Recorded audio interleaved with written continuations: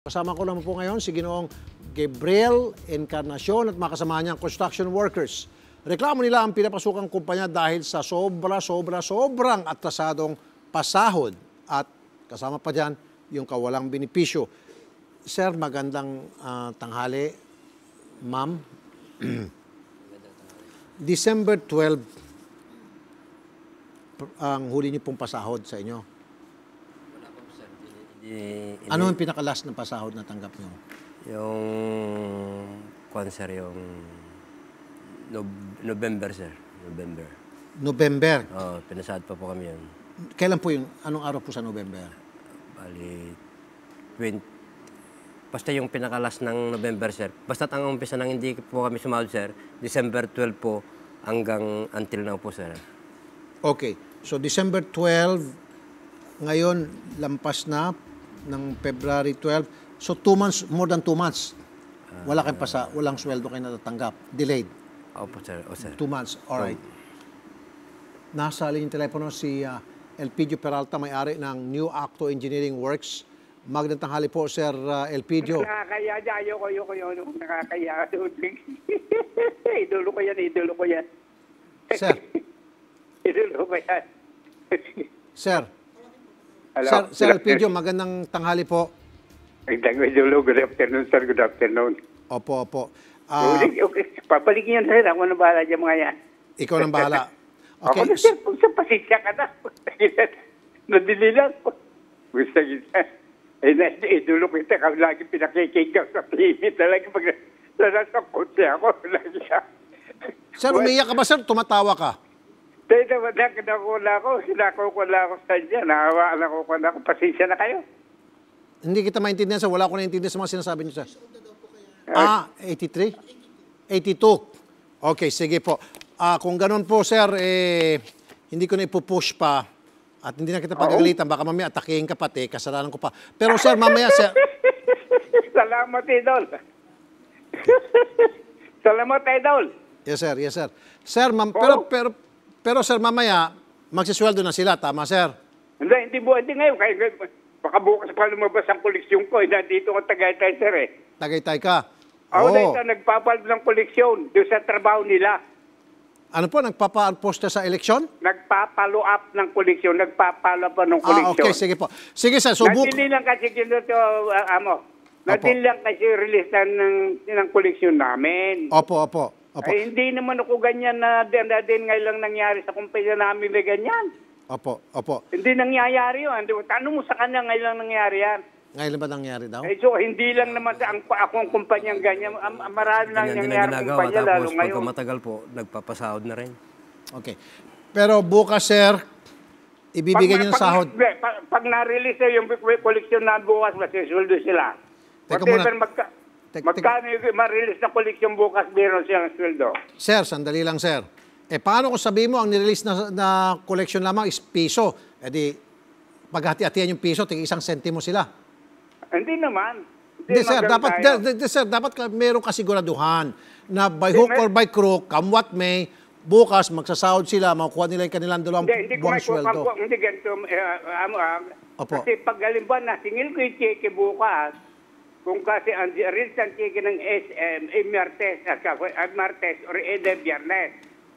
Sir, Oo. bukas, sir, magsasahod sila come what may. Ibig sabihin, kumulong, kumidlat. Hindi Kailangan po kasi, sasahod sila bukas. Hindi, sir, ganit. Pag na-release yung cheque natin, kasi ang release ng cheque, release ng payment ng Isumart, Martes at saka Huwebes. Martes at Huwebes. Oo, kung ma-release bukas, sasahod sila ng Miyerkules. So, kung ma-release bukas, Martes, so Miyerkules po, sir, ang matatanggap nila. Oo. Ngayon, kung Biyernes sa Sabado, meron sila, Sabado, gano'n yan. Sir, makinig ka, sir, dapat, yung mga katulad po ninyong kumpanya, meron tinatawag na backup capital. Meron talaga, boss, meron talaga, kanya lang minsan, may umaabot na urgent expenses. Minsan, nalagay ng kumpanya, may urgent expenses na kailangan mo sa material. So, minsan nagagamit yung revolving capital. Sir, pasensya na sir, mawalang galang na po sa inyo, sa inyong katandaan. Gagalangin ko po yun dahil because kayo po ay nakakatanda sa akin. Ano po? Hindi, okay, walang problema. Pero sir, ito na sir, pangangalanan na kita. Hindi pwedeng gamitin pong dahilan yung bang nagamit kasi nga kailanganin sa expenses, so forth and so on. Hindi po pwedeng gamitin dahilan yan. Hindi katanggap-tanggap yan sa DOLE, sir. Hindi nga, sige sir, basta kung pangako ko sa inyo, pag nakasil kami sa bukas, Miyerkules may sweldo sila. Miyerkules, magsisweldo na sila in full. Oo, sige, sabi niyo sa kanya. Tapos pagkapan, kasi dalawa, pag hindi na-release bukas, ang release ng Huwebes. So, ang sweldo niya, Biyernes. Sir, Pero pag na-release bukas, sigurado Miyerkules may sweldo sila. sir, bakit ganun, sir? 2 buwan na, hindi kayo nababayaran? Hindi ako maniniwala, sir. Hindi, may delay lang kami. Sa kami mismo nagkamali sa presentation ng mga dokumento namin. Then, sir, kung kayo may problema, huwag niyo sana idamay itong mga trabahador ninyo sa kapalpakan. Sandali, sir, sa kapalpakan na ginawa nyo sa inyong kliyente. Bakit sila, sir, magsasuffer? Sir, sorry, sir. Lolo, sorry po, Lolo. I'm very sorry po. Hindi ho dapat sila dadamay sa kapalpakan po ng kumpanya nyo, sir. It's not fair. It's not fair. Na tayo. Sana, sir, meron ka, kaya sinasabi ko meron kang backup capital. Ibig sabihin, kung wala ka talagang cash on hand na backup capital, nandiyan naman yung bahay mo na pwede mo isanla, ibenta, nandiyan yung sasakyan mo, nandiyan yung kartonsilyo mo, kung gold yan. Wag na. Hindi naman siguro mangyayari, Mr. Tulpo, yung kartonsilyo natin isangla.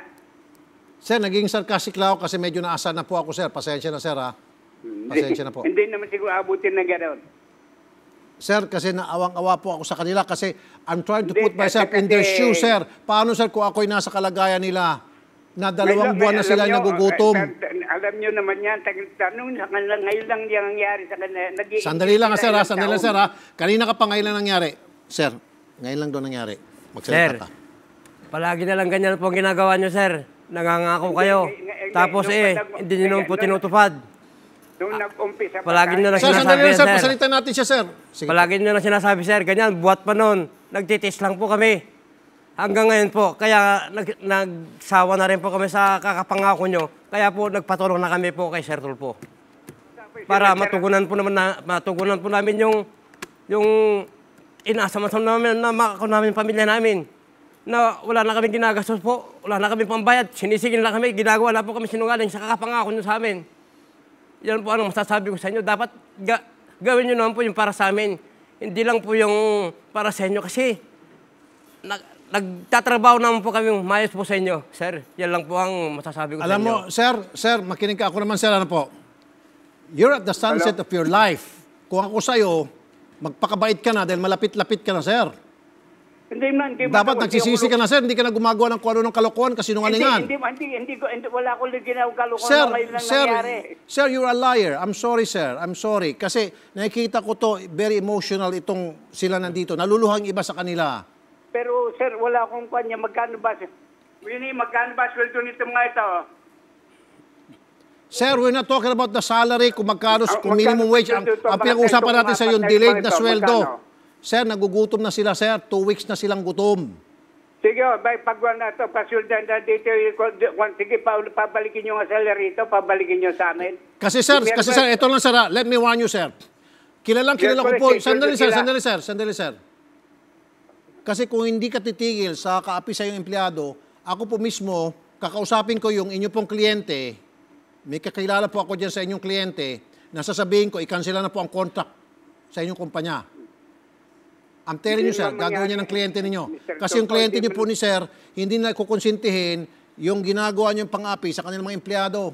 Ay, hindi nang appeal, pasensya na Sir, kayo. listen, sir, listen careful and listen good.